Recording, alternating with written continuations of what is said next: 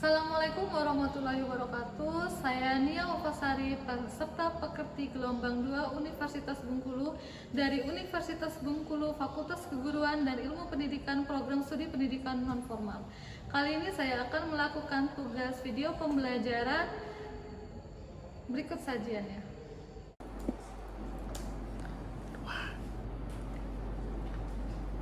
Oke, sudah siap untuk belajar hari ini? Siap, Bu.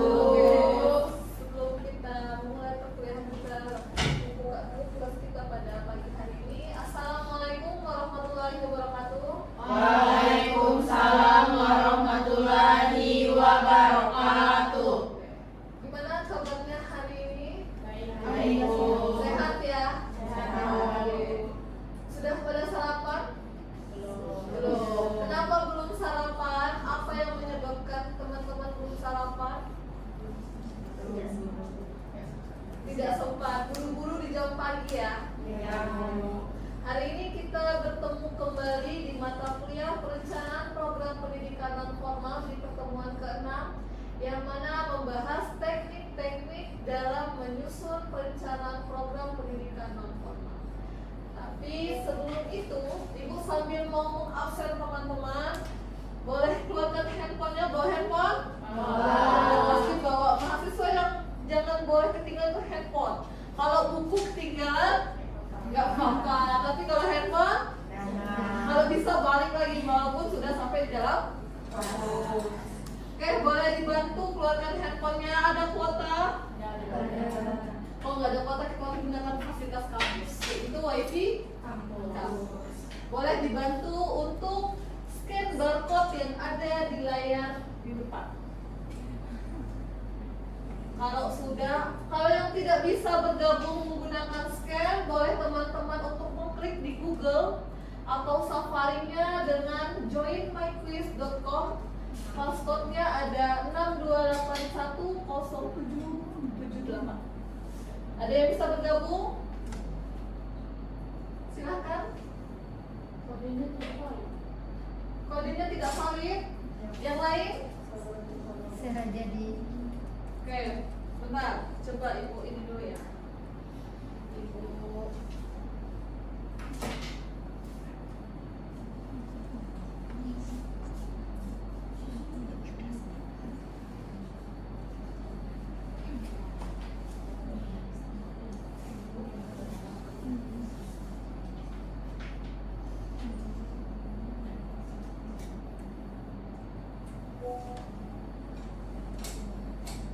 Oke, coba silakan boleh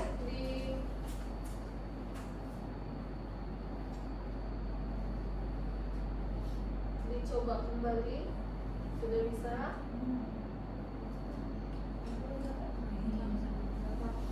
Oke, bisa ya.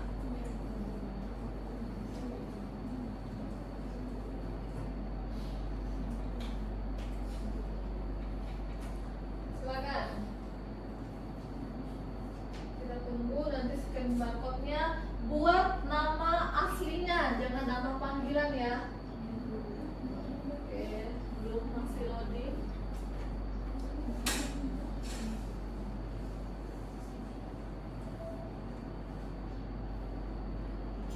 Sudah muncul. Nah, boleh di scan barcode-nya. Kalau tidak bisa, teman-teman bisa mengklik di Google atau di Safari-nya atau di Chrome-nya dengan menggunakan joinmyquiz.com. Ini password-nya. Nanti akan muncul nama-nama. Kalau teman-teman atau nama-namanya sudah tercatat semua, nanti baru kita mulai. Baru 3 orang, silakan yang lain. Baru 5 orang. Ada Anggiska hadir. Ini sambil ini ya, presensi ya. Anggiska, Dika, ada Jihan, Ariska, Rahmatika, Revi, kemudian ada Syifa, Zela, Enta, Intan. Ada 10. Siapa yang belum bergabung? Sudah semua? Belum. Oke, kita tunggu ya. Sudah 11? Sudah semua? Satu lagi kita tunggu. Pas ya, oke. Kalau pas, kuisnya silahkan dikerjakan masing-masing karena ini Ibu ingin melihat pengetahuan teman-teman terkait materi yang akan kita bahas. Jadi tidak usah khawatir, Bu, kami belum belajar, Bu, kami tidak belajar malam tadi, misalnya. Nggak perlu khawatir karena ini adalah pretest untuk mengukur kemampuan teman-teman sudah tahu atau belum materi kita hari ini. Oke, kita mulai. Satu soal ada 1 menit, dia ada 10 soal. Oh, oke, silakan kita tunggu biar kita berbarengan mengerjakannya.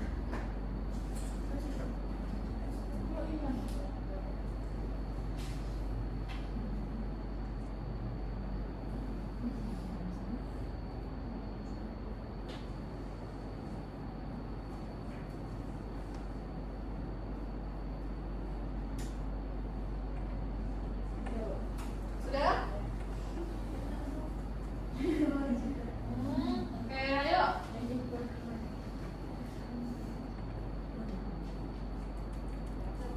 Sudah? Oke, kalau sudah kita mulai, silahkan dibaca dengan fokus. Kita mulai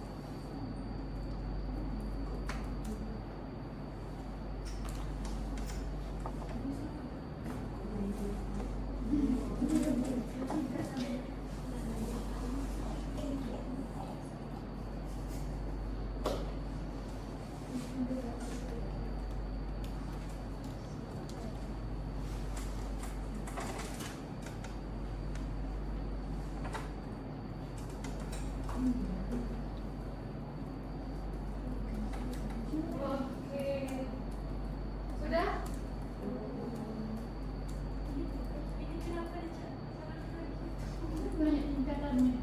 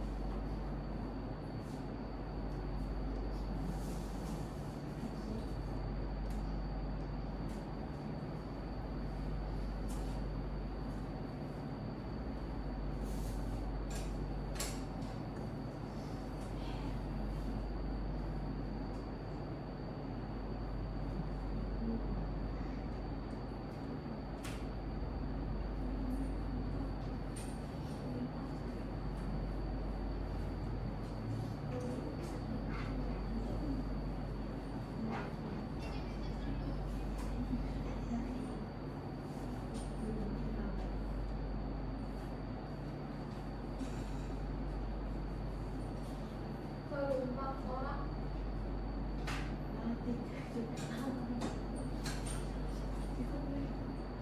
Dan sudah selesai.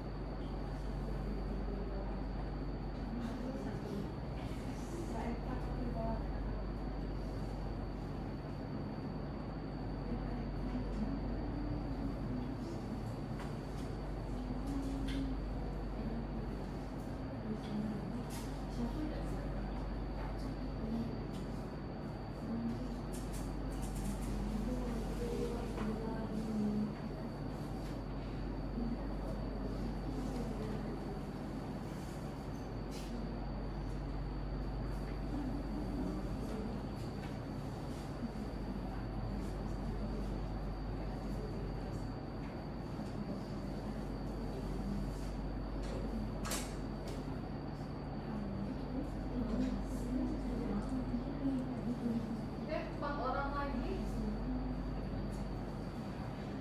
Sudah selesai, kalau sudah kita akhiri pretest dan absensi kita untuk presentasi kita pagi hari ini.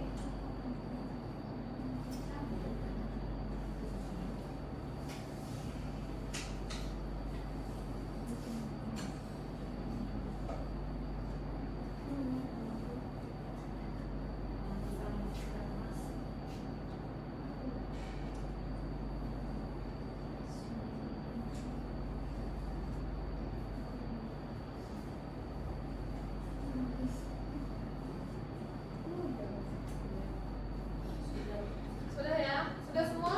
Oke. Terima kasih partisipasinya. Nanti kita lihat hasilnya di akhir. Ini adalah pretest, jadi nggak usah kecewa. Kalau misalnya Bu, hasil saya cuma 2 yang benar, 3 yang benar gitu. Tidak apa-apa karena ini baru pretest. Oke, kita lanjutkan. Nah, sebelum Ibu melanjutkan perkuliahan kita pada pagi hari ini mengenai teknik-teknik, Ibu ingin mengulang lagi nih materi kita minggu lalu. Masih ada yang ingat apa materi kita minggu lalu? Oke, silakan Tika. Ingat sedikit Bu. Apa? Coba boleh. Silakan Tika. Jenis-jenis perencanaan program PNF. Oke. Ada yang berdasarkan tingkat atau jangkauan perencanaan. Yang pertama itu perencanaan makro atau tingkat nasional. Contohnya itu penyusunan rencana strategis atau PESRA. Kemudian yang kedua itu perencanaan meso atau tingkat daerah. Oke.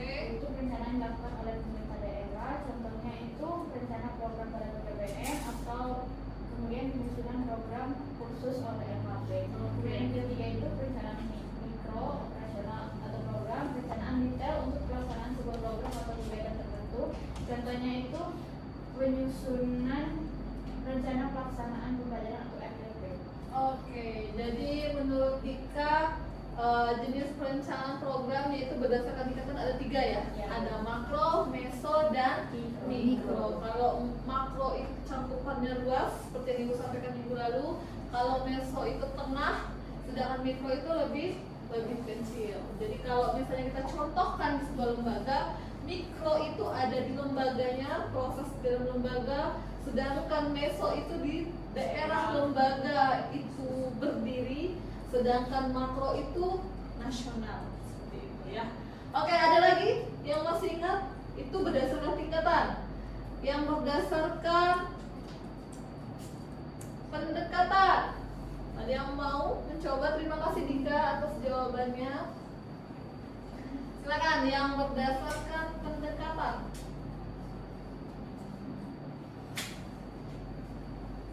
Ada yang mau atau Ibu tunjuk? Rahmatika boleh. Silakan Rahmatika. Boleh disampaikan apa yang Rahmatika ingat pembelajaran kita minggu lalu. Jadi kalau yang berdasarkan pendekatan itu dia ada beberapa, seperti yang salah satunya itu perencanaan yang berbasis kebutuhan masyarakat atau analisis itu tadi. Lalu itu ada rencana berbasis sasaran dan tujuan. Oke. Lalu ada juga perencanaan berbasis kompetensi. Oke. Lalu juga ada perencanaan berbasis partisipasi masyarakat, dan yang terakhir itu ada perencanaan berbasis masalah yang ada di masyarakat. Oke, jadi kalau berdasarkan pendekatan ada 5 tingkatan ya. Ada analisis, kemudian sasaran, kemudian yang ketiga kompetensi, yang keempat partisipasi, yang kelima masalah. Oke, berarti Ibu anggap minggu lalu teman-teman sudah paham terkait materi jenis-jenis perencanaan program. Ya, kita lanjut pembelajaran kita. Ini tidak perlu Ibu ulang karena kita konsepnya perencanaan. Jadi kalau perencanaan itu dibilang penting, sangat penting. Karena kenapa? Karena menurut Tohani 2022 ataupun Sujana 2024, bahwasanya perencanaan itu adalah ujung tombak untuk di masa depan. Kenapa dia mengatakan masa depan? Karena perencanaan itu adalah hasil yang ingin kita capai dari tujuan yang kita inginkan. Jadi kalau misalnya kita ingin sesuatu tapi kita tidak memulai dengan perencanaan, program itu tetap akan berjalan tapi tidak akan sesuai dengan tujuan yang ingin kita capai atau yang kita harapkan.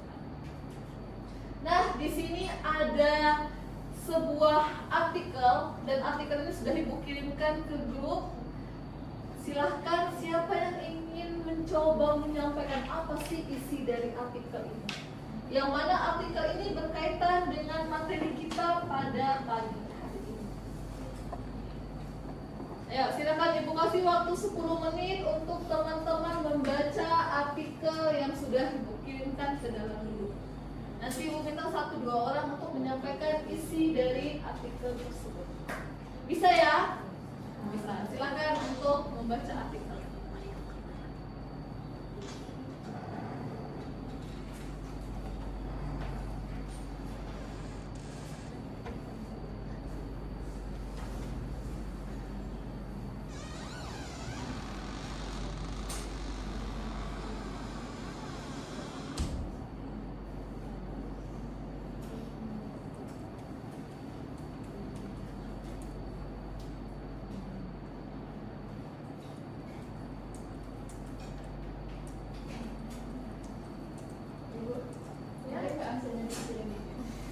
Boleh? Kenapa kedinginan bisa? Apakah kurang sehat? Oh, habis kedinginan. Oke. Sudah ya, aman ya?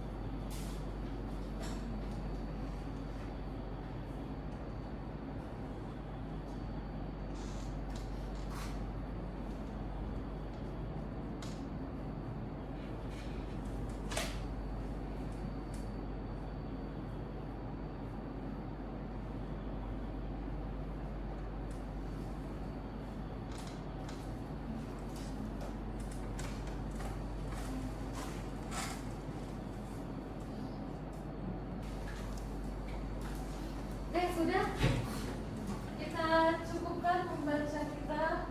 Silakan, siapa yang ingin menyampaikan apa yang sudah dibaca di dalam artikel yang sudah Ibu bagikan? Ada yang bisa menyampaikan? Oke, sekarang Rahmatika mungkin boleh berdiri. Kalian bisa stretching pagi-pagi biar semangat. Ayo, silakan. Silakan. Dalam artikel ini ada Boleh dikuatkan suaranya nak, biar teman-temannya kedengaran apa yang disampaikan. Jadi dalam artikel ini pada dasarnya itu mereka membahas tentang model konseptual perencanaan program, di mana dalam artikel ini tuh dia itu membahas tentang tipe-tipe perencanaan program menurut Friedman tahun 1973, yang mana perencanaan alokasi dikategorikan dalam 4 tipe, yaitu yang pertama itu ada perencanaan berdasarkan pemerintah, ada perencanaan berdasarkan kebijakan atau policy planning, terus itu ada perencanaan berdasarkan persekutuan, dan juga di sini juga ada menjelaskan tentang prinsip perencanaan pendidikan non formal. Seperti kita tahu dalam Sujana itu yang pertama itu adalah perencanaan atau penyusunan program non formal yang harus diawali dengan mengidentifikasi kebutuhan atau mengkarakteristikkan sasaran program, lalu juga ada tentang perencanaan kegiatannya, terus juga tentang analisis kebutuhan dan lain sebagainya. Oke, terima kasih Rahmatika. Boleh tepuk tangan untuk Rahmatika dulu? Ada lagi? Ada lagi yang ingin mencoba? Efta, oke, silakan Efta. Jurnal model kontekstual perencanaan program desa vokasi pada lembaga pendidikan non formal sangat kegiatan belajar di Kabupaten Bogor melalui kelompok kemitraan dapat menyimpulkannya model kontekstual perencanaan program desa vokasi di SPTSKB Kabupaten Bogor melalui program kemitraan adalah menjadikan SKB sebagai pusat pendidikan yang mampu mengelola, membina dan mengawasi usaha masyarakat berbasis potensi lokal sehingga dapat mengurangi pengangguran dan kemiskinan, mencetak wirausaha yang baru serta menciptakan lapangan kerja produktif melalui kolaborasi dengan akademisi, praktik industri dan pemerintahan untuk mendukung pengembangan ekonomi kreatif yang berkelanjutan. Oke, dilengkapi oleh Efta. Terima kasih Efta. Boleh tepuk tangan? Oke, benar sekali ya apa yang disampaikan oleh Rahmatika, apa yang disampaikan oleh Efta, bahwasanya prinsip-prinsip yang disampaikan oleh Rahmatika dan Efta itu yang akan kita bahas pada hari ini. Jadi sudah tergambarkan ya apa yang ingin kita pelajari pada pagi hari ini. Oke, kita lanjut ke seperti yang disampaikan tadi. Jadi ada 3 outline yang akan kita bahas. Yang pertama kita akan membahas mengenai teknik perencanaan program pendidikan non formal. Yang kedua kita akan membahas bagaimana tahapan penerapan teknik perencanaan tersebut. Yang ketiga kita akan membahas bagaimana peran pendidik dan pengelola dalam merencanakan program tersebut melalui prinsip-prinsip yang disampaikan oleh Rahmatika dan Efta. Oke. Adapun tujuannya pembelajaran kita pada pagi hari ini yaitu mahasiswa mampu memaparkan teknik-teknik dalam menyusun perencanaan program pendidikan non formal. Yang kedua, mahasiswa mampu menyusun perencanaan program pendidikan non formal. Nah, di sini nanti ketika setelah UTS kita akan membuat sebuah proyek yang mana teman-teman nanti akan terjun ke lapangan, bukan terjun payung ya, tapi mengobservasi ke lapangan untuk bagaimana caranya merencanakan sebuah program di tengah-tengah masyarakat. Nah, maka dari itu teman-teman harus bisa membekali bagaimana teknik-teknik menyusun perencanaan tersebut. Jadi pada saat nanti teman-teman di lapangan, teman-teman tinggal mengaplikasikan apa yang sudah kita pelajari pada pagi hari ini. Nah, di sini ada bacaannya atau judul besarnya. Di sini sengaja Ibu caps lock. Kalau di caps lock berarti ini wajib. Hukumnya wajib, bukan sunnah ya. Kalau di caps lock berarti hukumnya wajib. Pentingnya perencanaan program. Mengapa di sini judulnya pentingnya perencanaan program? menurut TERI 2005 ada 4 poin mengapa dia mengatakan bahwasanya perencanaan program itu penting. Yang pertama adalah untuk menentukan arah program. Jadi dengan adanya sebuah perencanaan, program itu terarah, terstruktur, tersistematis untuk mencapai tujuan tersebut. Coba deh sekarang ibu menganalogikan, teman-teman mau pergi ke Mega Mall, walaupun nggak ada lagi penghuninya ya, mau pergi ke Mega Mall, pasti di kosan atau di rumah sudah bikin perencanaan, betul? Betul? Nanti saya kalau dari unit belakang mau ke Mega Mall lewat mana ya biar cepat? Kayaknya lewat Rawamakmur lebih cepat ketimbang saya lewat pom bensinnya. Maksudnya Rawamakmur yang Bandaraya, maaf Bandaraya.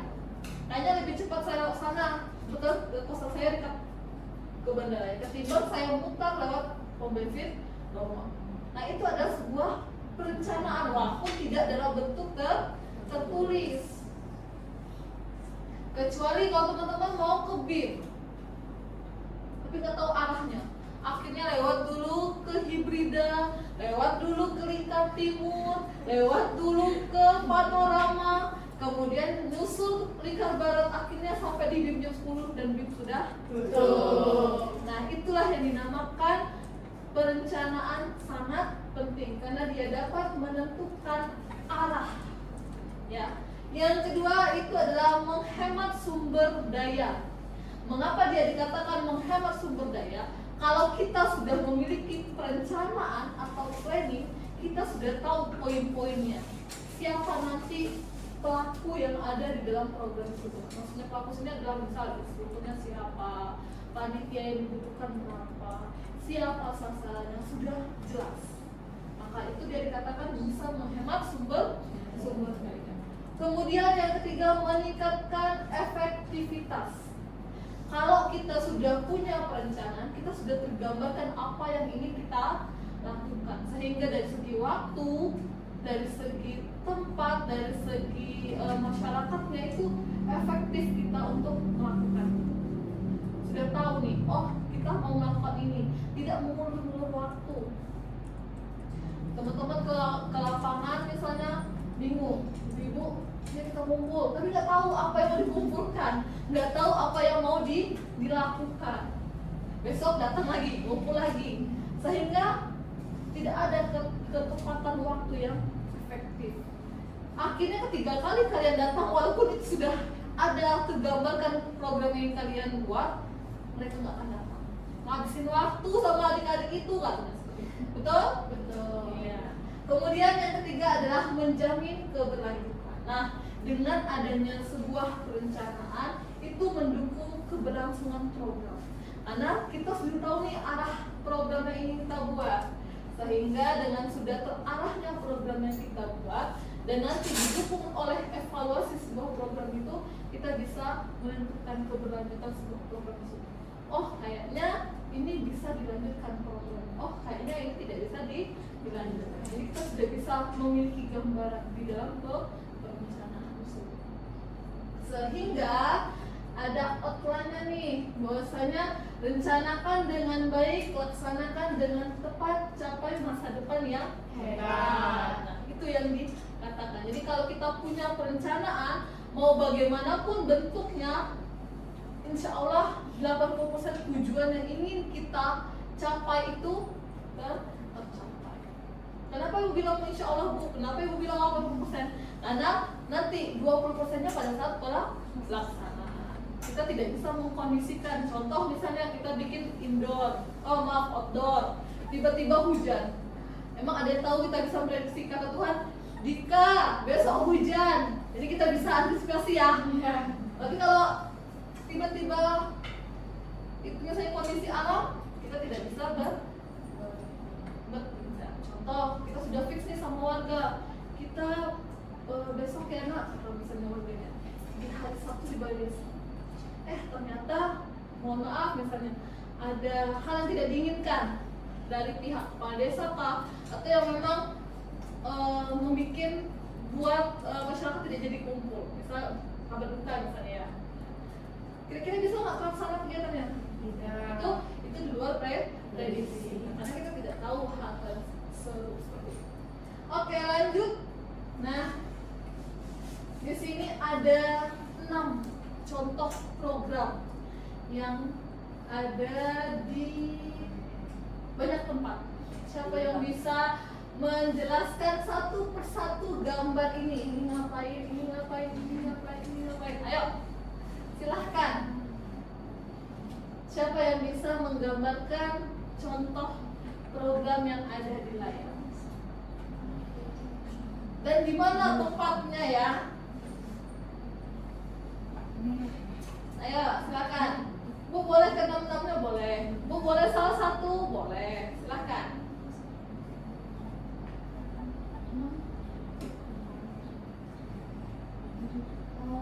Oke, silakan Dika, boleh berdiri Dika. Satu Boleh, silakan. 1 boleh, 2 boleh. yang keenam. Yang ke-6 ini ya. Ya. Oke, menurut Dika apa di program yang sedang berlangsung? Menurut Dika itu program kecamatan hidup di masyarakat. Oke, jenisnya?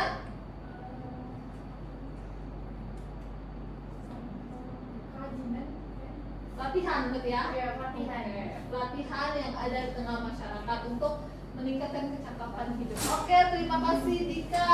Selanjutnya, ayo, itu sudah ada yang bantu, ada yang judul, sudah diberikan clue-nya untuk lembaganya. Silakan, masih ada 5. Oke, silakan Eka. Eka pilih nomor Nomor 1 dan 4. 1 dan 4. Oke, silakan Eka. Nomor 1 itu di lembaga LPK Mega Teknik. Oke. Keempat itu sedang kursus lembaga Oke. penjahit. Oke. Kursus penjahit Kalau yang 1 apa? sedang belajar praktek Tentang mesin. ya, mesin atau teknik. Sedangkan oke. Yang keempat adalah Kursus penjahit. kursus menjahit. Oke, benar sekali. 1 dan 4. Tinggal 2, 3 dan 5. Ayo, siapa yang mau menghabiskannya langsung ke 3-3-nya? Silakan. Boleh Ariska? Pilih salah satu. Berdiri nak, berdiri. Ariska boleh berdiri. Ariska boleh pilih salah satu atau ketiga-tiganya juga boleh. Kedua, oke, silakan. Latihan untuk pembelajaran komputer. Oke, kira-kira di mana pelatihannya biasanya? Oke, di MTK. Oke, terima kasih Rizka. Silakan 3 dan 5. 2 lagi nih. Siapa yang mau habis? Hanya yang terakhir nih harus dua-duanya deh. Ayo, silakan Zera. Zera melirik ke kiri ke kanan. Ayo Zera boleh. 3 dan 5.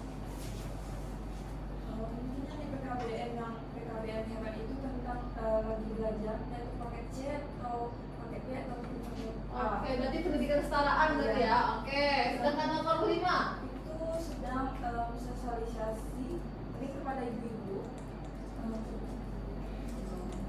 Ya ada bapak-bapaknya. Terus? Oke, berarti ini sosialisasi ya.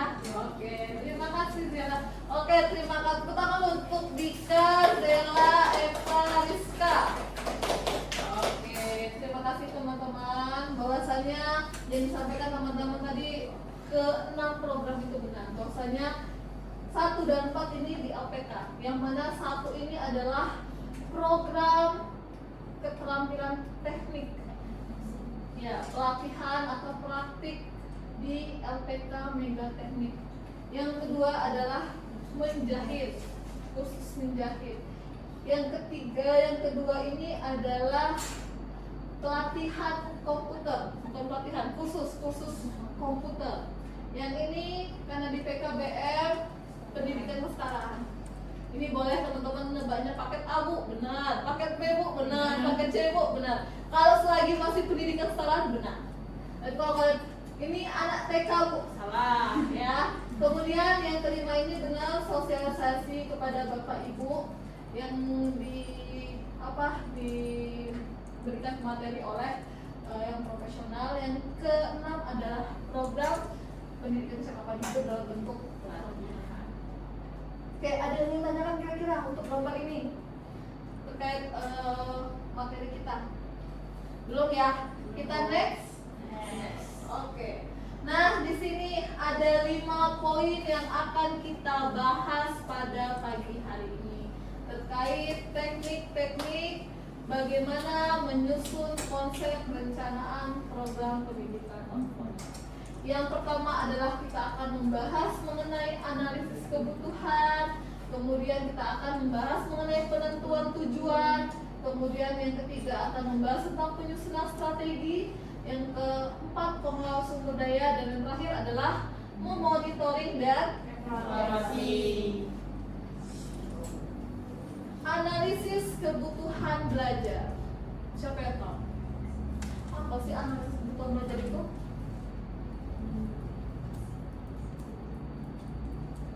Siapa? Ayo. Intan, boleh Intan. Apa analisis kebutuhan belajar menurut Intan? Berdiri boleh, Intan berdiri. Menurut Intan saja, apa analisis kebutuhan belajar itu? Oke, bahasa Intan sendiri boleh. Dari untuk analisis kebutuhan belajar itu mungkin kebutuhan nyata di masyarakat itu sendiri, seperti kebutuhannya menganalisis terlebih dahulu atau mengidentifikasi kebutuhan yang ada di masyarakat. Oke, berarti kebutuhan dasar dari masyarakat. Oke, terima kasih Intan. Ada lagi yang ingin coba? Giska, boleh Gis? Apa sih Gis analisis kebutuhan belajar itu menurut Giska? Oke, boleh berdiri Gis? Analisis kebutuhan belajar itu Bu, nah bagaimana kita itu misalnya ke sebuah desa kan Bu, nah dari itu kita menanyakan ke keluarga apa yang dibutuhkan oleh warga, nah dari itu kita bisa membuat program. Oke, betul sekali. Terima kasih Giska. Oke, tepuk tangan untuk teman-teman kita tadi. Oke, jadi analisis kebutuhan itu adalah kita melakukan identifikasi. Kita mengukur dan menganalisis apa yang dibutuhkan oleh masyarakat di desa ataupun di kota. Nah, di sini maksudnya kita mau menanyakan kebutuhan bukan ibu ada beras, ada gula, ada uang, bukan ya, bukan gitu konsepnya. Tapi kita adalah membantu untuk meningkatkan kecakapan hidup dari masyarakat tersebut. Nah, jadi kita melakukan identifikasi, kita cari tahu apa masalah mereka. Misal masalahnya kami banyaknya usia produktif tapi yang menganggur misalnya. Kemudian kami banyaknya ibu-ibu rumah tangga yang produktif di waktu-waktu tertentu, misalnya mungkin dari pagi, nanti jam 9 sampai jam 12 itu mereka di bawah pohon misalnya. Tahu kapan di bawah pohon? Berhenti. Nah, nanti mereka akan bekerja lagi ketika suami atau anaknya pulang ke sekolah atau pulang kerja. Nah, itu bisa kita manfaatkan untuk mengisi waktu luang dari ibu-ibu itu untuk meningkatkan kecakapan hidup. Harapannya bisa meningkatkan perekonomian ke keluarga. Nah, caranya bagaimana melakukan analisis itu? Bisa menggunakan alat. Apa alatnya ini? Bisa teman-teman menggunakan observasi dengan langsung datang ke lokasi, mengamati apa yang ada. Oh, ternyata sepertinya di desa A ini banyak pohon nangka. Sampai pohon nangka itu berlimpah-limpah, tidak dimanfaatkan oleh mereka. Bahkan satu rumah satu pohon, sehingga mereka tidak manfaatkan. Kenapa bisa kita marah tidak dimanfaatkan? Karena banyak berserakan di bawah atau di bawah. Kemudian kita bisa melakukan wawancara. Teman-teman tetap ke lapangan, datangi ke perangkat desanya atau kepala sukunya, kemudian tanyakan atau main ke tengah-tengah masyarakat, diajak ngobrol. Apa sih potensi desa yang ada di tempat ibu? Di sini mayoritasnya apa pekerjaannya? Nah, itu adalah teknik atau alat yang digunakan dengan wawancara. Atau bisa juga dengan dokumentasi. Dokumentasinya ada dua. Dokumentasi yang teman-teman dapatkan secara digital dengan memotret atau dengan studi dokumentasi yang mana didukung oleh dokumen-dokumen. Misal teman-teman meminta ke kepala desa, apa nih yang warganya kira-kira ini datanya, kami ada berjumlah 160 kakak misalnya. Kemudian ini pekerjaan mayoritas warga kami, nah itu adalah studi dokumentasi. Oke, ada yang tanyakan tentang kebutuhan belajar? Cukup jelas? Oke, nanti kalau ada yang ingin tanyakan silahkan saja ya, walaupun ibu tidak memberikan atau tidak menanyakan. Kemudian masih lanjutan analisis kebutuhan belajar. Di dalam analisis inilah kita juga bisa melihat karakteristik warga belajar. Kenapa penting karakteristik warga belajar ini? Karena di dalam sebuah program atau dalam sebuah perencanaan kita tidak bisa mengumpulkan satu kesatuan di semua usia ada di program kita, ya nggak bisa. Kita ingin bikin program pelatihan pemanfaatan buah nangka, ada anak SD, anak PAUD, bapak-bapak, remaja, kita kumpulkan satu tempat. Kira-kira efektif nggak program yang kita buat? Karena mereka akan asik sendiri. Kan kami nggak bisa masak, misalnya, karena ini berhubungan dengan pelatihan masak ya.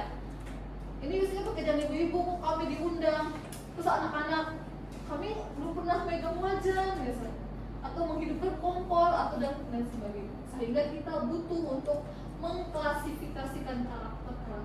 Pertama dari segi usianya. Kita lihat usianya. Ambil, kalau memang mau ambil yang lebih banyak produktif, yang produktif kita ambil. Atau yang mau lansia, memang sasar lansia yang kita kumpulkan. Jadi bisa kita pilih dari segi usia. Yang kedua adalah latar pendidikan. Kenapa latar pendidikan ini sangat penting? Karena supaya tidak ada ketimpangan di dalam program tersebut.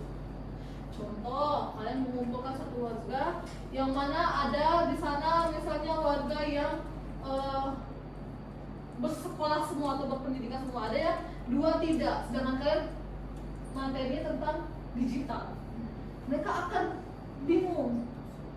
Kami tidak pernah menggunakan, kami tidak pernah melihat. Beda dengan mereka yang misalnya yang bersekolah, yang memang sudah pernah mereka dapatkan di sekolah. Maka dari itu penting untuk kita mengklasifikasikan yang namanya latar belakang pendidikan supaya tidak ada ketimpangan antara peserta atau warga belajar yang kita ajak untuk buat program. Kemudian yang ketiga adalah pekerjaan. Pekerjaan di sini kita melihat pekerjaan apa yang berpotensi. Jadi jangan sampai nanti kalian buat program yang memang pekerjaannya itu yang misal ada yang Senin sampai Sabtu, ada yang Senin sampai Jumat, ada yang Senin sampai Minggu.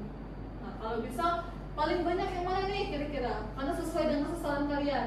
Banyak yang Senin sampai Sabtu, berarti Minggu mereka libur. Nah kita bisa manfaat. Kemudian pengalaman hidup. Yang kelima adalah motivasi belajar. Nah, di sini ada outline-nya yang membuat bahwasanya karakter peserta atau warga belajar menentukan metode pembelajaran agar lebih efektif.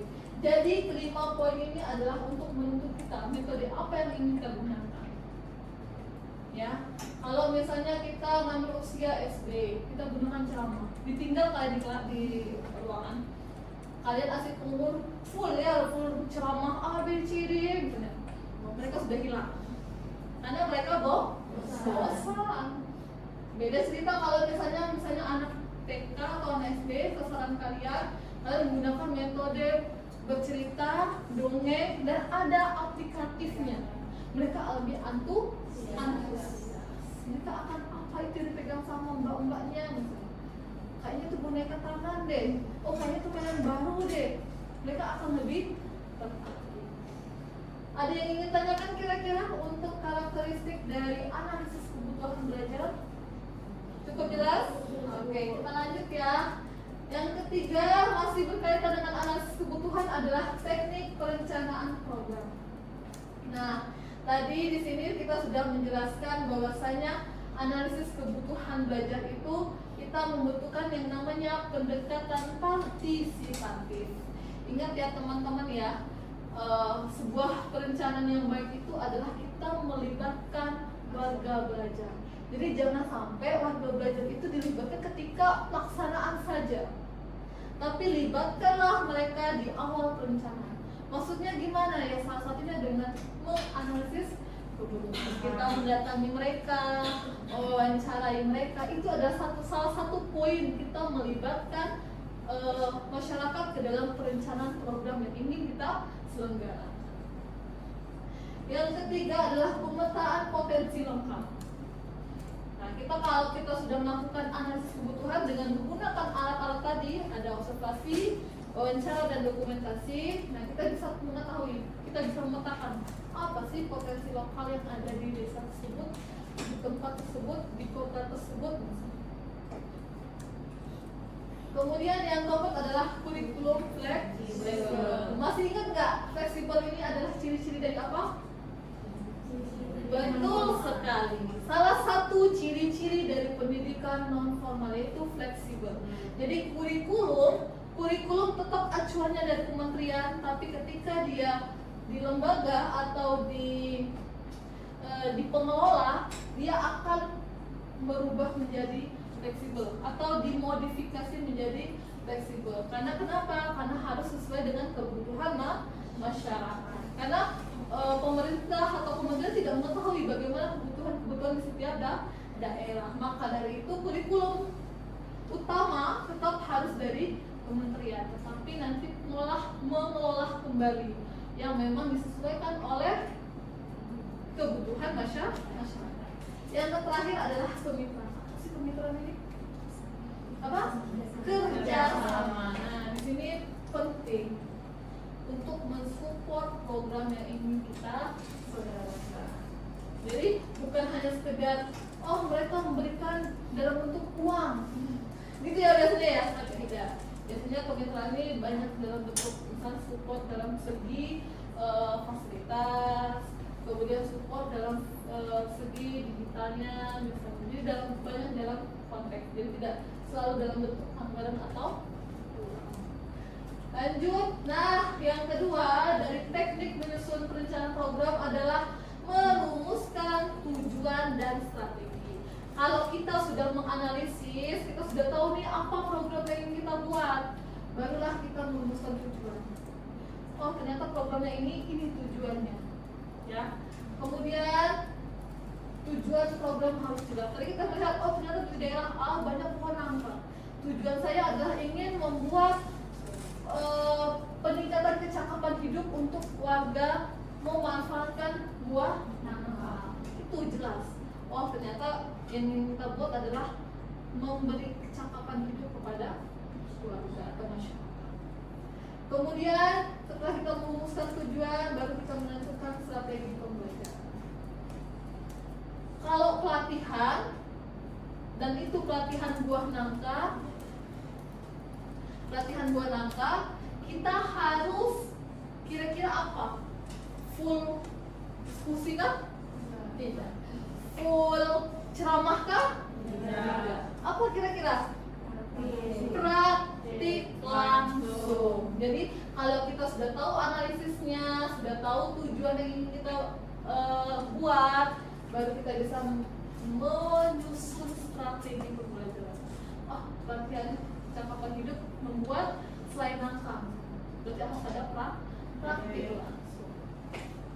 Ada yang ingin tanyakan untuk materi kedua dari teknik menyusun perencanaan program?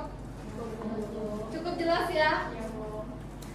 Oke, selanjutnya adalah yang ketiga, kurikulum fleksibel pendidikan non formal. Karena kenapa dia harus fleksibel? Inilah alasannya. Yang pertama, karena pendidikan non formal itu mencakup segala usia, segala latar belakang. Sehingga poin yang pertama adalah materi mudah disesuaikan. Siapa misalnya sasaran kita? Masyarakat. Kalau masyarakat ibu rumah tangga, berarti materinya untuk ibu rumah tangga. Kalau misalnya sasaran kita adalah karang taruna, berarti materinya khusus untuk taruna. Jadi disesuaikan. Yang kedua adalah waktu belajar fleksibel. Masih ingat slogannya PNF? belajar di mana saja, kapan saja. Terus di mana saja, kapan saja. Siapa saja. Jadi boleh di mana saja kita belajar. Apakah di bawah pohon itu pembelajaran, Bu? Pembelajaran. Tapi kalau konteksnya pembelajaran ya, tapi kalau mereview orang itu bukan. Tapi kalau konteksnya belajar, walaupun cuma ayo kita belajar tutorial mendeleh di bawah pohon danau misalnya, danau Unir. Di situ ada pembelajaran, itu sudah bisa dikatakan pendidikan non formal. Tapi kalau misalnya Epta bilang sama si Dika, Dik ada cinta, nah itu beda konsep, ya itu bukan pembelajaran. Lanjut yang ketiga adalah responsif perubahan sosial. Nah kita tahu ya bahwasanya perubahan sosial itu selalu berubah-ubah. Nah dengan adanya kurikulum yang fleksibel, kurikulum mengikuti bagaimana perubahan sosial yang ada di masyarakat.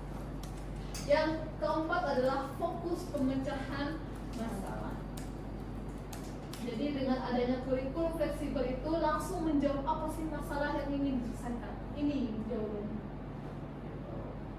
Tentu akan berbeda permasalahan di Bengkulu dengan di Jambi, Bengkulu dengan di Palembang, itu akan berbeda. Maka dari itulah kurikulum fleksibel itu dibutuhkan di pendidikan non formal. Ini seperti biasa outline yang diberikan, bahwasanya kurikulum fleksibel PNF dirancang untuk menciptakan pembelajaran yang relevan, adaptif dan bermakna bagi setiap peserta atau warga belajar. Di sini yang keempat adalah pengelolaan sumber daya. Ada 4. Coba siapa yang bisa menjelaskan satu persatu? Siapa yang bisa menjelaskan? Satu persatu.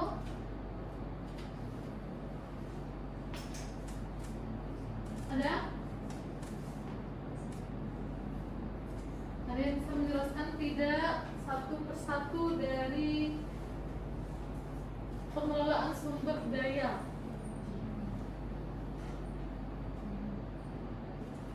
Satu deh, tenaga pendidik maksudnya apa kalau dalam pendidikan non formal? Tutor, apa lagi? Fasilitator, pamong, apa lagi? Kalau dalam pelatihan, instruktur. Itulah yang dinamakan tenaga pendidik di dalam pendidikan non formal. Jadi ada tutor, fasilitator, pamong, instruktur, guru kalau kita di kestaraan. Tuh. Nah itu dikelola. Jadi dengan perencanaan kita tahu siapa tenaga pendidik yang ingin kita gunakan. Kalau pelatihan berarti kita membutuhkan instruktur. Kalau kita membuat pembelajaran berarti kita membutuhkan guru. Kemudian sarana prasarana. Di dalam perencanaan kita sudah bisa mengukur sarana prasarana yang kita butuhkan. Contoh kegiatan di indoor berarti kita membutuhkan ruangan atau tempat. Oh kita ada pelatihan berarti kita membutuhkan infus, laptop. Ini sudah tergambarkan. Sound system, meja, kursi, jadi sudah tergambarkan. Itu tergambarkannya di mana? Di dalam perencanaan. Kemudian pendanaan, uang. Kita mau buat pelatihan selain nangka. Nangkanya ada. Apakah bisa nangka aja? Tidak. Membutuhkan alat dan bahan yang lain. Oke, alat-alatnya bisa kita bawa atau kita pinjam oleh masyarakat. Tapi bahan yang lain, misal gula. Kemudian apa lagi? Snack untuk peserta. Pengalaman kayak apa ya? Nah, itu bisa terukur ya di dalam perencanaan. Berapa jumlah peserta yang kita undang, siapa yang akan hadir. Jadi tahu berapa pengukuran dana yang harus kita keluarkan. Yang keempat adalah waktu pelaksanaan. Ibu sering menekankan kepada teman-teman mahasiswa bahwasanya kita ini adalah pendidikan non formal. Yang mana pendidikan non formal ini bukan maunya kita, tapi maunya masyarakat. Jadi jangan ada penekanan, Bu hari kegiatannya hari ini, jam segini, hadir segini misalnya. Tidak boleh kita menanyakan kapan Bapak Ibu luang ada waktunya untuk kegiatan kita. kami Sabtu libur, bagaimana kalau Sabtu misalnya, sehingga mereka juga lebih antusias karena tidak mengganggu aktivitas mereka yang lain. Ada yang ditanyakan untuk teknik penyusunan yang keempat? Jelas ya? Ini tahapan perencanaannya. Nah, yang terakhir sudah sampai di tahap apa monitoring itu? Mengawasi dan mengevaluasi. Evaluasi itu apa? Menilai atau mengukur. Jadi ada 4 poin dari monitoring dan evaluasi. Nah, walaupun dia masih di dalam perencanaan, tetap perlu adanya monitoring dan evaluasi. Supaya apa? Untuk mengawasi pelaksanaan. Bahwasanya pelaksanaan nanti apakah sesuai dengan perencanaan yang kita buat. Tujuan yang dilaksanakan di pelaksanaan apakah benar sesuai dengan perencanaan yang kita buat. Jadi itu tujuan. Kemudian menemukan kendala sejak ini. Kita merencanakan, kita mau di order kalau hujan, nah itu salah satu kendala. Karena itu kita tidak bisa menebak, memprediksi. Walaupun sudah ada misalnya kita lihat BMKG cuaca misalnya, atau prediksi cuaca besok. Oh besok cerah, ternyata kok Tuhan mau hujan gimana? Gitu. Jadi kita punya solusi. Jadi untuk menemukan kendala yang akan terjadi. Oh kalau misalnya hujan, nanti cepat-cepat kita bangun terpal atau cepat-cepat kita pindah ke ruang indoor. Kemudian menilai hasil program. Karena sudah ada perencanaan yang matang, kita sudah bisa insya Allah kegiatan kita berhasil. Tinggal kita melihat bagaimana pelaksanaannya. Nah, itu sudah tergambarkan poin-poin. Yang terakhir adalah dasar perbaikan. Nah, dasar perbaikan ini ada ya di perencanaan itu. Karena itu sudah tahu kalau misalnya ibu-ibunya nggak datang, jadi sudah banyak nih asumsi-asumsi. Oh iya ya, ini pilihan yang kedua. Oh ini pilihan yang ketiga. Ini sudah ada dasar perbaikan di dalam perencanaan. Jangan nanti sudah pelaksanaan, ibu-ibunya datang sama baru nak nyari.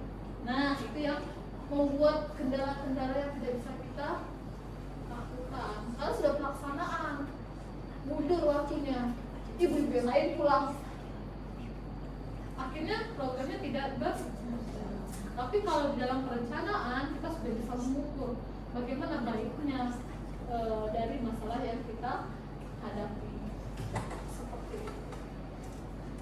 Nah, di sini Bu membuat outline bahwasanya monitoring dan evaluasi membantu meningkatkan kualitas program. Jadi bisa untuk mengukur, mengawasi bagaimana program itu bisa berlangsung. Nah, di sini terakhir adalah bagaimana peran pendidik dan pengelola di dalam perencanaan atau di dalam menyusun perencanaan program pendidikan non formal. Pendidik itu dia bertugas sebagai menggali kebutuhan belajar. Apa yang dibutuhkan oleh si warga belajarnya. Kemudian sudah tahu nih, oh ternyata sasaran saya adalah ibu rumah tangga. Yang mana mereka adalah misalnya usia 25-30, berarti masih usia produktif ya. Kemudian yang mana mereka ini adalah ibu-ibu muda atau ibu-ibu baru, ibu-ibu gaul. Apa kira-kira yang bisa saya lakukan? Nyambung ke poin 2, menyesuaikan metode. Jadi nggak bisa kalau misalnya kalau ibu-ibunya semangat atau warga belajar semangat, instruksinya lesu. Ibu-ibu, dengerin ceramahnya mama, dede. Akhirnya mereka bosan. Kemudian setelah kita tahu apa kebutuhan mereka, tahu metode apa yang ingin kita gunakan, baru kita mendorong partisipasi mereka. Bagaimana mereka bisa tertarik dengan program yang kita sampaikan tersebut. Itu adalah perannya pendidik. Itu ya. Jadi bagaimana supaya warga belajar tersebut antusias, semangat mengikuti kelas kita. Salah satunya dengan 3 poin. Nah, kalau pengelola adalah yang pertama dia menyusun kebijakan, karena dia yang mengelola program tersebut. Jadi dia yang menyusun kebijakan. Kemudian dia mengelola sumber daya, dari pendanaannya, dari strukturnya, dari tempat, semua bentuk sumber daya, baik sumber daya manusia, sumber daya alam, dia yang mengelola, dia yang memikirkan dengan tim-tim yang ada di lapangan. Kemudian yang terakhir adalah memonitoring dan mengawasi. Ini outline-nya kerjasama keduanya menjadi kunci keberhasilan program. Kita katakan pendidiknya bagus, tapi dalam pengelolaan tidak bagus, tidak sama saja seperti nol besar. Tapi yang bagus itu adalah pendidik bagus, pengelola bagus, program akan berjalan dengan maksimal dan lancar. Oke, ada yang ditanyakan? Oh, tidak ada yang tanyakan. Ibu ada tugas yang harus teman-teman selesaikan di kelas. Satu kelompok ada 3. Jadi nanti ada satu kelompok yang berdua. 1, 2, atau 3 aja? 4. Oh, oke, 4 ya. Jadi satu kelompok 4 orang, jadi kita ada 3 kelompok. Oke? Jadi berdasarkan tempat duduk aja Zela sama temannya yang di belakang sederetan, yang ini ke 4. Oke? Oke. Tugasnya apa, Bu? Nah, ini silahkan disimak. Ibu kasih waktu 10 menit saja. Kaitkan kasus ini dengan teori yang sudah kita pelajari bersama. Kemudian nanti silakan teman-teman presentasikan bagaimana kasus ini. Apa solusi yang kalian tawarkan untuk kasus ini? Nanti silakan dipresentasikan masing-masing di depan kelas. Bisa ya? Waktunya 10 menit. Ibu kasih dari jam sekarang 10 tepat ke 10 ya. Oke, silakan boleh dibentuk lingkaran saja, Nak. Tidak usah monoton. Silakan buat lingkaran. Silakan berdiskusi. Melingkar. Esa boleh melingkar, Irfan boleh melingkar. Kasusnya tidak perlu ditulis. Silakan tulis aja apa permasalahan dari kemudian apa solusinya berdasarkan teori. Boleh melingkar nggak? Bisa ya. Oke, silakan.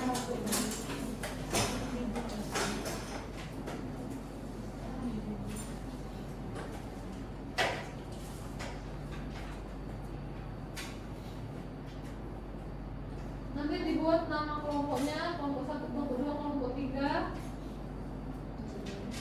Cukup 1 aja nanti di buku aja. Ya.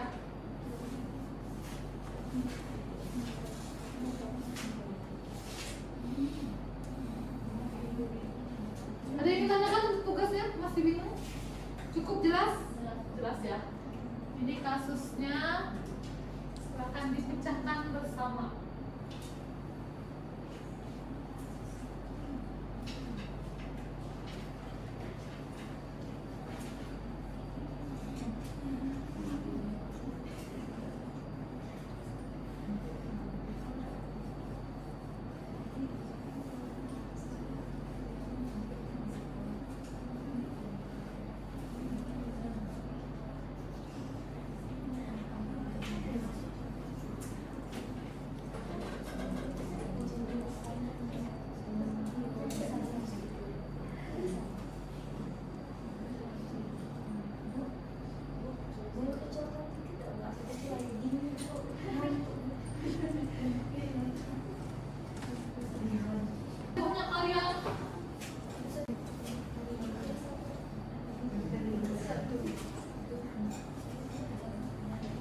Dikerjakan tugasnya.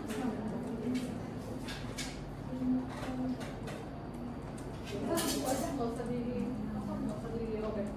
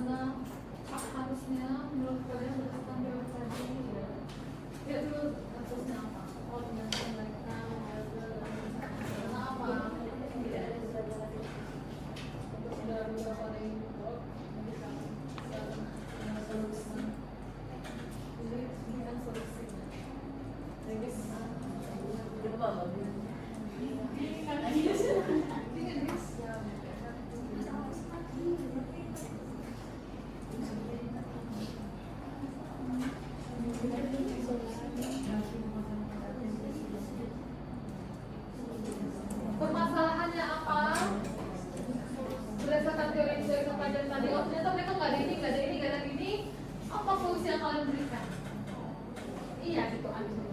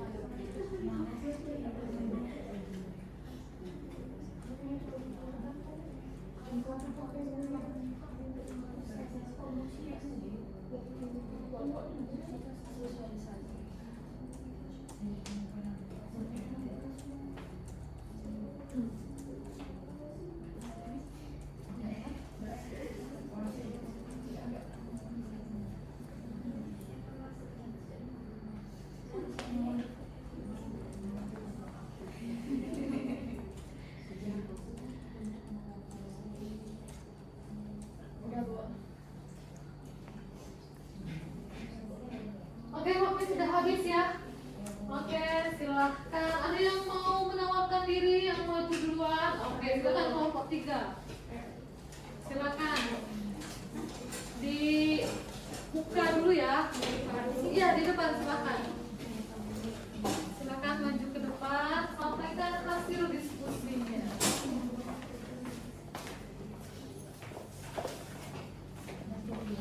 Dibuka dulu. Assalamualaikum, kami dari kelompok. Diskusinya apa?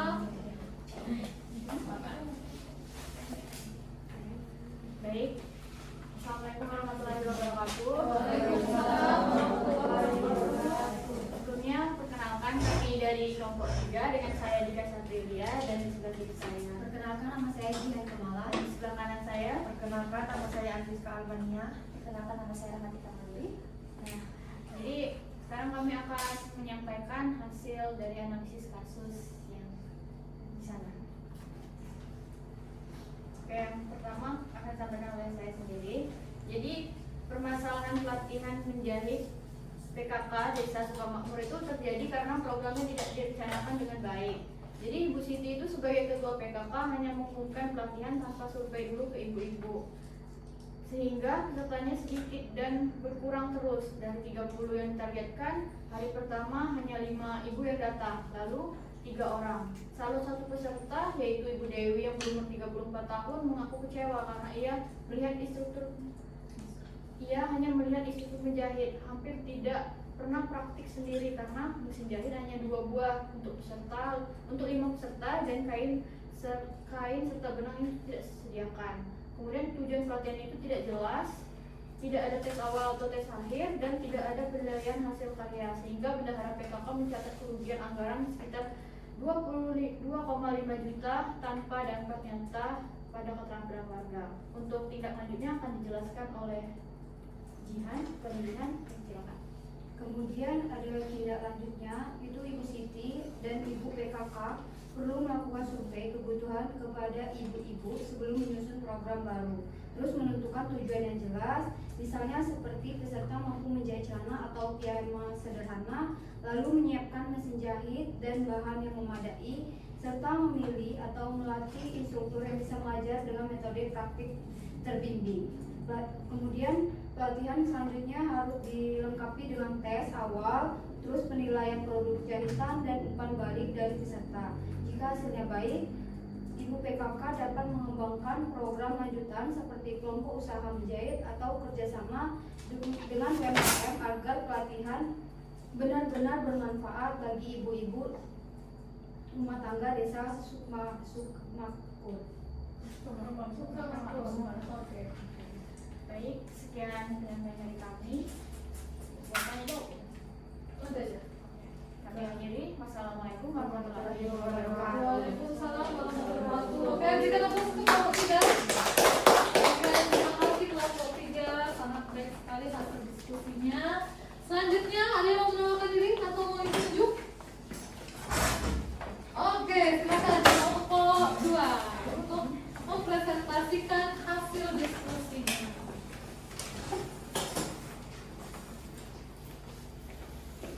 Sini dikit Kak. Oke, silakan kelompok 2. Yang lain boleh disimak dan didengarkan.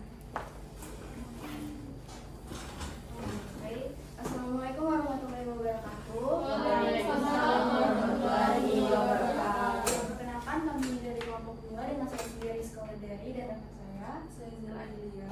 Saya Siva Sofina Marelin. Pada kali ini kami akan menganalisis studi kasus yang sudah terlihat di sini, yaitu mengenai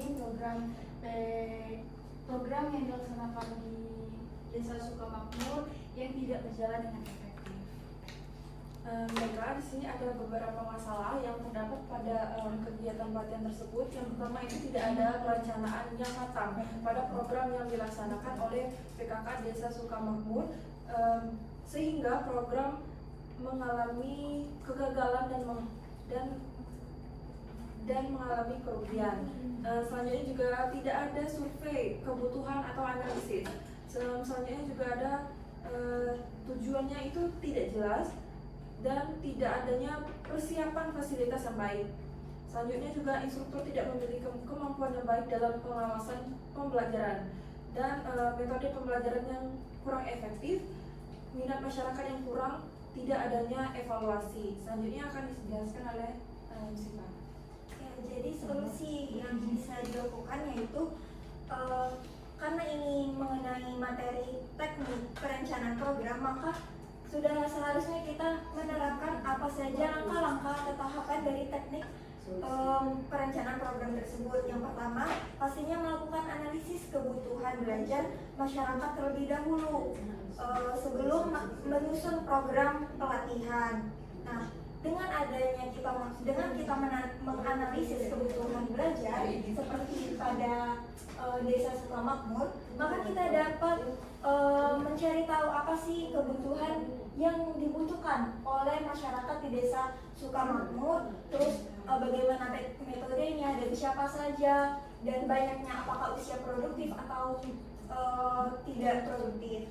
Nah, selanjutnya itu tujuan pelatihan harus jelas dan terukur. Lalu fasilitas harus mendukung dan memadai dengan dibantu pendanaan yang juga memadai.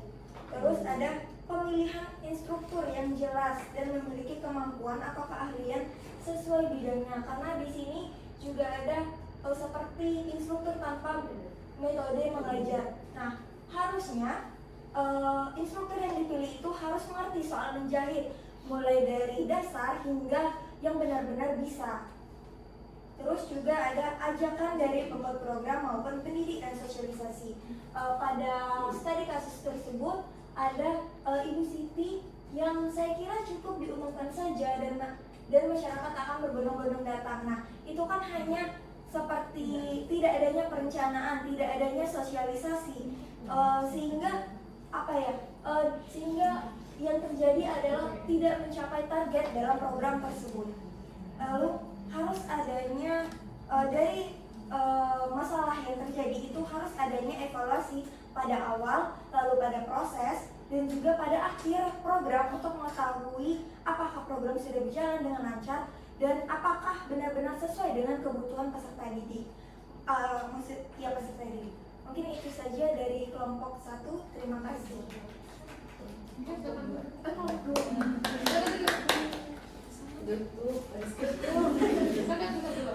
Baik, terima kasih. Itu mungkin penyampaian dari kelompok 2 tentang analisis studi kasus tersebut. Kami akhiri. Wassalamualaikum warahmatullahi wabarakatuh. Waalaikumsalam warahmatullahi wabarakatuh. Oke, kita ketemu kelompok 2. Oke, ada penambahan dari kelompok 3 ya. Silakan kelompok terakhir yaitu kelompok 1 untuk menampilkan hasil diskusi terkait kasus yang diberikan. Silakan. Ke tengah boleh nggak ke tengah? Nah, silakan. Baik, Assalamualaikum warahmatullahi wabarakatuh. Waalaikumsalam warahmatullahi wabarakatuh. Dari kami kelompok terakhir akan mendiskusikan atau hasil dari kasus ini. Perkenalkan terlebih dahulu, nama saya Intan Ningsi sebagai moderator dan samping saya. Perkenalkan saya Eva sebagai pemateri. Perkenalkan nama saya Revi Triani. Perkenalkan nama saya Nabila Dira. Baik, selanjutnya mungkin langsung saja yang pertama akan dijelaskan oleh Eva pada Eva Sebentar. Baiklah, yang pertama itu analisis kasus, yaitu yang pertama kegagalan pelatihan menjahit di desa Sukamakmur menunjukkan bahwa teknik perencanaan program pendidikan non formalnya belum diterapkan dengan baik. Pada tahap analisis kebutuhan belajarnya juga belum terlihat. Ibu PKK tidak melakukan survei minat, kemampuan maupun waktu luang peserta sehingga program kurang sesuai dengan kebutuhan masyarakat. Selanjutnya, pendekatan partisipatif juga belum dilakukan karena warga tidak dilibatkan dalam perencanaan tersebut. Selain itu, tujuan program tidak dirumuskan secara jelas sehingga keberhasilan peserta tidak dapat diukur dari sisi pengelolaan dan sumber dayanya, serta fasilitas seperti mesin jahit dan bahan praktik sangat terbatas, serta tenaga pendidik belum mampu mengajar dengan metode yang tepat. Program juga tidak melakukan monitoring dan evaluasi, sehingga tidak diketahui perkembangan maupun hasil belajar peserta. Mungkin selanjutnya kami jelaskan. Oke, selanjutnya itu solusinya. Agar program berikutnya berhasil, PKK perlu melakukan analisis kebutuhan masyarakat melalui observasi atau wawancara, melibatkan warga dalam perencanaan melalui pendekatan partisipatif, menetapkan tujuan yang jelas dan terukur, serta menyiapkan sumber daya yang memadai, baik fasilitas maupun tenaga pendidik yang kompeten. Selain itu, perlu dilakukan monitoring dan evaluasi seperti pre-test, post-test, dan penilaian hasil praktik, agar program dapat diperbaiki dan memberikan manfaat yang nyata bagi masyarakat. Baik, selanjutnya. Baik, selanjutnya itu ada tindak lanjut. Sebagai tindak lanjut, PKK Desa Sukamakmur perlu melakukan evaluasi menyeluruh terhadap program yang telah berjalan untuk mengetahui penyebab kegagalan. Setelah itu, perlu dilakukan analisis kebutuhan masyarakat melalui survei atau wawancara agar program berikutnya sesuai dengan minat dan kebutuhan peserta. PKK juga perlu menyusun ulang perencanaan program secara sistematis, mulai dari menetapkan tujuan yang jelas, menyiapkan fasilitas dan bahan yang cukup, serta memilih tenaga pendidik yang kompeten dalam mengajar. Selain itu, penting untuk menerapkan monitoring dan evaluasi selama dan setelah pelatihan agar kendala dapat segera diperbaiki. Dengan tindak lanjut tersebut, program pelatihan selanjutnya diharapkan lebih efektif, bermanfaat, dan mampu meningkatkan kepercayaan masyarakat terhadap kegiatan. Baik, mungkin itu penjelasan dari kasus yang sudah kami paparkan. Mungkin kami akhiri. Wassalamualaikum warahmatullahi wabarakatuh. Waalaikumsalam warahmatullahi wabarakatuh. Oke, sangat lengkap sekali ya, saling melengkapi satu dengan yang lainnya. Jadi kasus yang ada yang tanyakan? Atau kelompok 3 yang bertanya kelompok 1, kelompok 3 bertanya kelompok 2 ada? Nggak ada ya? Oke.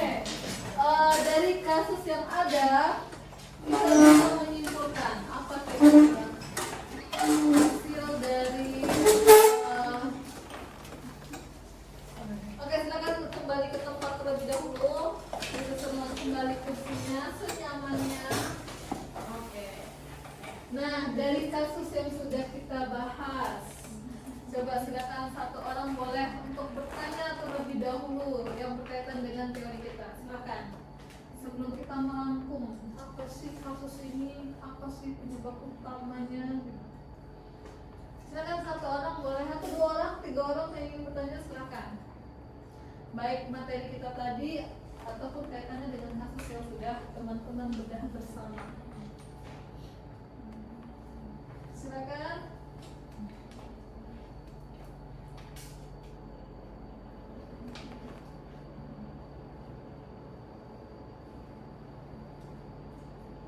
Yang ingin bertanya, yuk, baik materi tadi ataupun kasus yang ada di depan.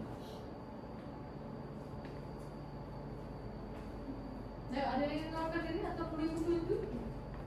Hanya melakukan diri saja.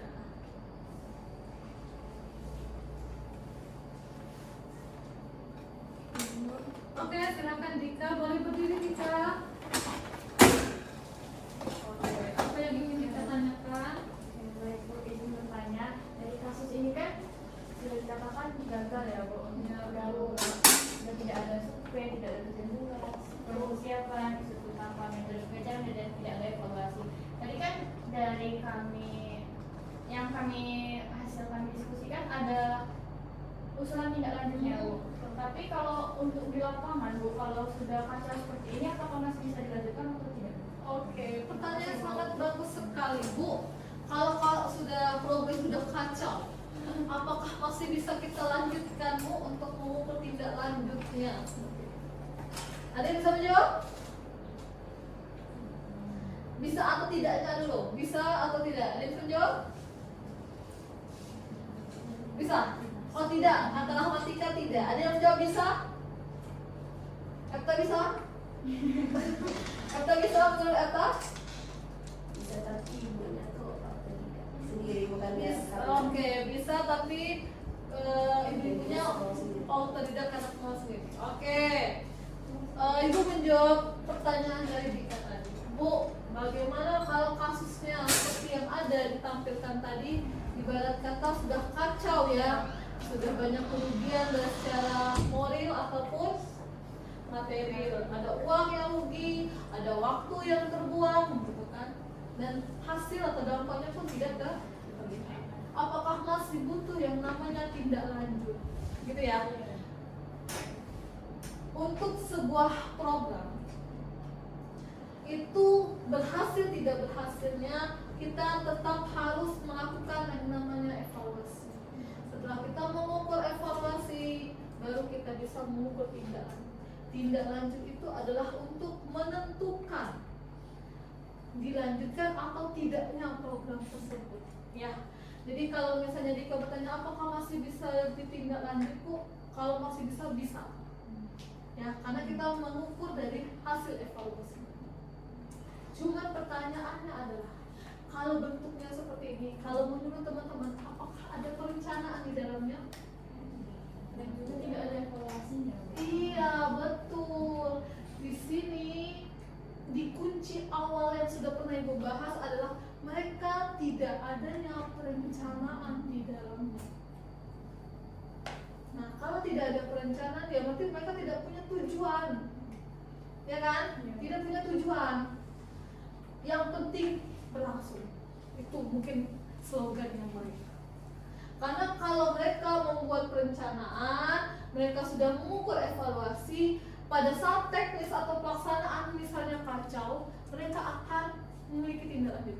Oh, ternyata perencanaan yang kita buat tidak sesuai dengan kondisi yang ada di lapangan. Karena kan perencanaan kita belum tahu tuh di lapangan bagaimana, karena kita baru merancang, baru mengukur versinya kita dengan didukung hasil identifikasi.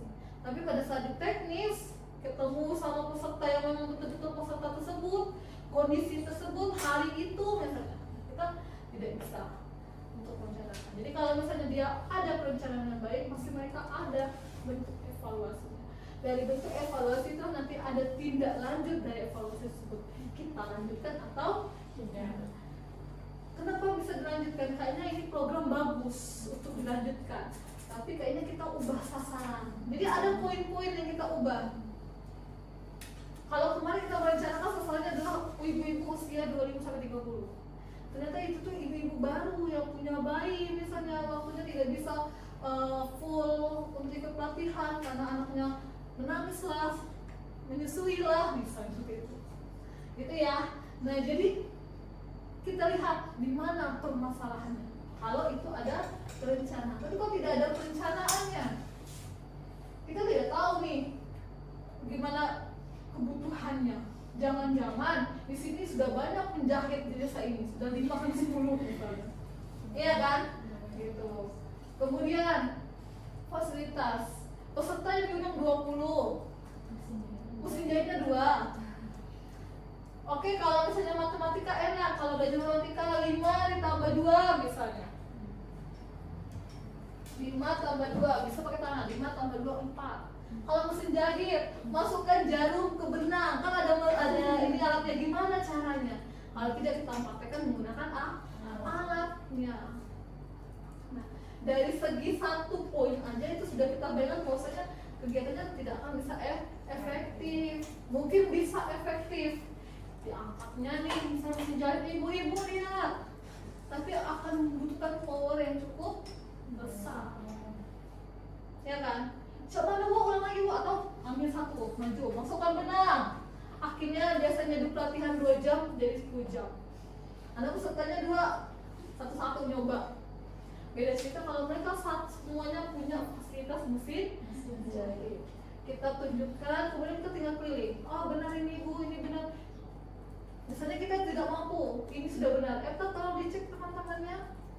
Itu juga untuk memprofesionalkan waktu seperti itu. Jadi terlihat sekali ya bahwasanya di dalam kasus yang sudah teman-teman sudah bahwa intinya ada satu, mereka tidak ada perencanaan di belakangnya atau di awal. Maka itulah jadi kayak ibaratnya kacau balau, material ataupun model terbuat. Oke, begitu ya Dika ya. Oke, ada yang tanyakan? Sama-sama Dika, ada yang tanyakan? Tidak ada. Oke, kalau tidak ada, Ibu ingin minta 2 orang. Coba, siapa yang bisa menyimpulkan materi kita hari ini sebelum kita menjalankan yang namanya tadi ada pretest. Kalau ada pretest mesti ada post-test. Coba, siapa 2 orang yang bisa maju ke depan menuliskan kesimpulan pembelajaran kita pada pagi hari ini? Atau mau spidol berjalan? Ayo silakan. Spidol kita banyak, kalau memang lebih dari 2 boleh. Silakan. Jihan. Silakan Jihan. Boleh bantu Ibu untuk menyimpulkan pembelajaran kita pada pagi hari ini. Satu lagi, siapa? Tulis papan dulu Jihan. Apa yang bisa Jihan ambil, simpulkan materi kita pada pagi hari ini?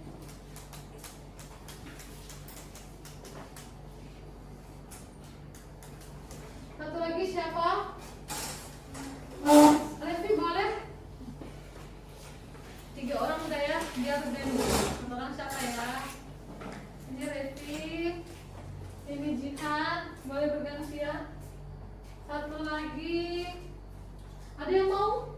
Sukarelawan? Bu, pengen sekali tulis Bu. Siapa? Boleh Syifa. Bikin judul besarnya dulu nak, kesimpulan. Biar teman-temannya bisa ini.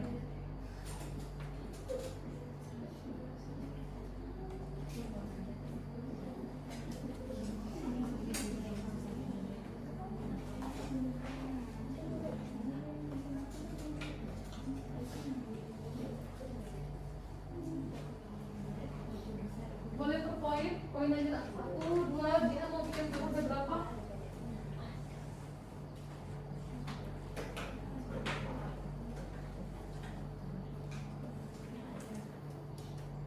Sini boleh? Siapa tadi nggak mau? Oh Revi, sini Vi. Revi sana.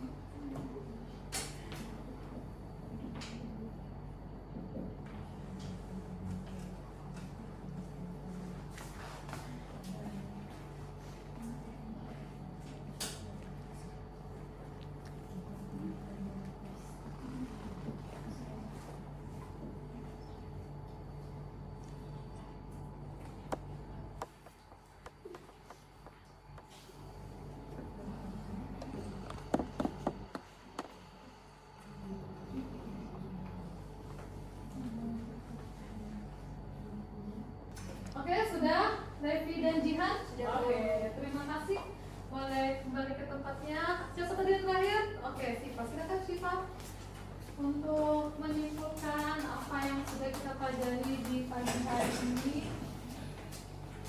Boleh melengkapi.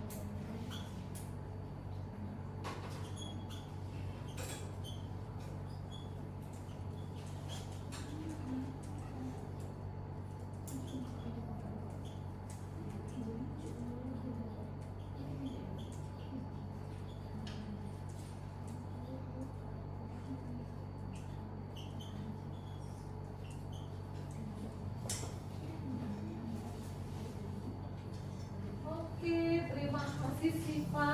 Oke, beri tepuk tangan untuk teman-teman kita tadi, Jihan, Resti, dan Siva.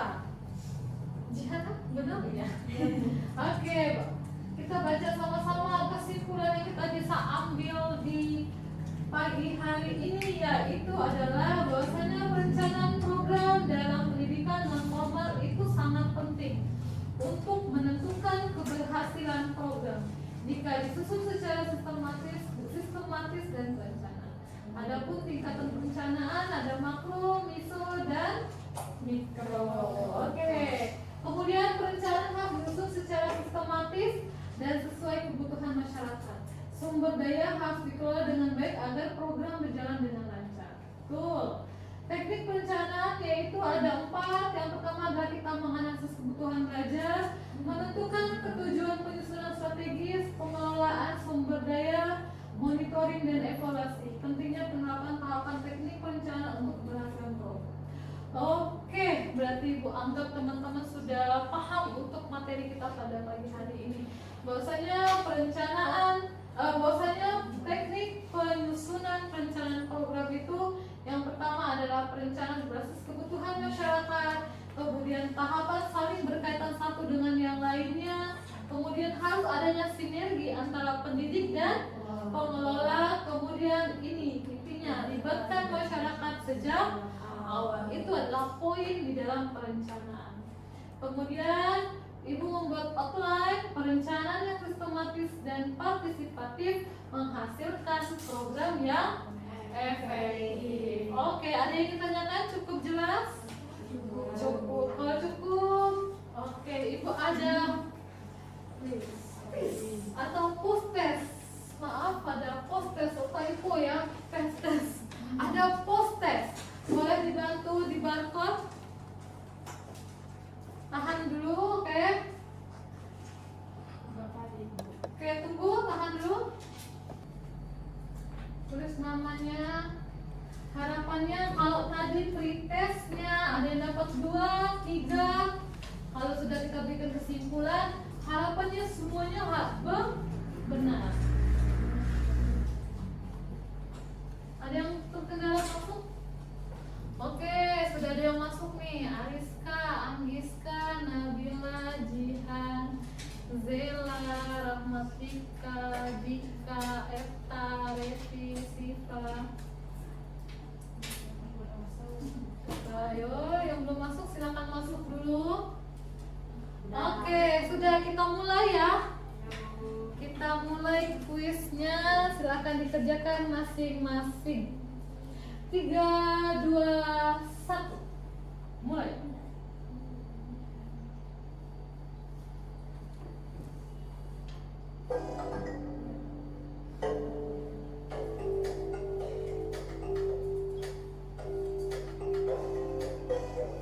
Kejar-kejaran ya skornya. Luar biasa.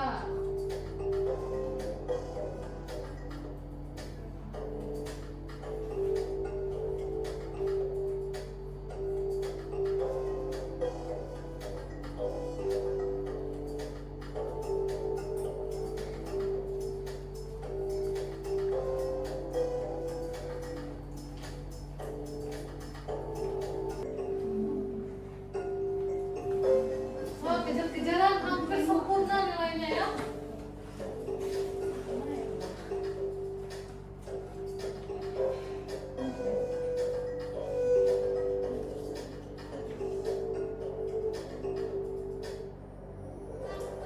Oke, inilah pemenang-pemenangnya. Berikan aplaus. Ada Intan Sura, ada Zela Adelia, dan ada Epta. Wow, nilainya hampir sempurna semua ya. Berarti Ibu bisa menyimpulkan bahwasanya materi kita hari ini bisa terserap dengan baik, bisa mudah-mudahan bisa teman-teman aplikasikan nanti untuk di proyek selanjutnya. Gitu ya. Oke. Seperti biasa, sebentar.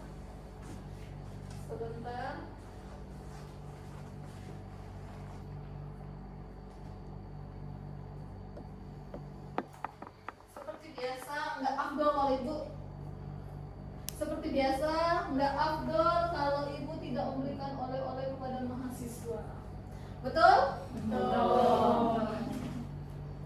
Oke, ini referensi yang digunakan tadi materi kita, nanti Ibu akan share juga PPT-nya ke LMS kita. Kemudian ada tugas atau oleh-oleh yang Ibu berikan ke teman-teman mahasiswa. Ini sama kasusnya kayak tadi, tapi tadi dalam bentuk kelompok. Kalau ini per individu, teman-teman silakan cari satu kasus, kemudian kalian bedah kasus tersebut, kemudian berikan solusinya berdasarkan teori yang kita pelajari.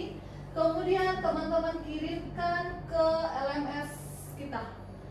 Ini linknya sudah Ibu cantumkan, nanti silakan tinggal teman-teman upload dalam bentuk Word ya. Tidak boleh menggunakan AI. Versinya teman-teman silakan diketik serapi mungkin karena ada nilai penulisan di dalamnya ya.